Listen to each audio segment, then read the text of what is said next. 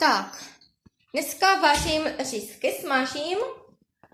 Jo, venku prší. No a David má angínu, takže vařím čajíčky se zázvorem a prostě smažím řízky, dělám polévku, vyvar, aby mu bylo dobře. Mám to jak po výbuchu, vitaminy, jo. No, teď škrábu brambory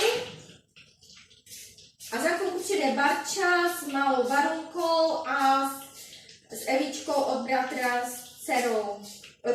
Od bratra dcera, moje neteř, jo. No, a tak to máme všichni nastavené, no. Máme radost ze života, že máme pro koho žít. Zkušenosti života nám dávají, že nás to nakopne dál prostě. No a prostě je to všechno složité, ale krásné, když máme pro koho žít. Horší by bylo, kdybychom neměli.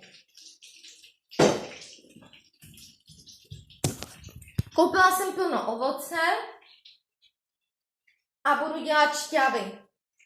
Vitaminy Davidovi. No. Takže tak. No.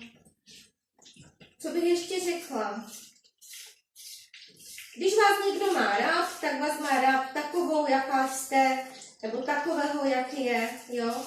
A hlavně neponižuje, protože ponižovat někoho, koho máte rád, tak to myslím ani nemůže být láska. No. No. Takový je ten život, no, ale krásný. Miluju život a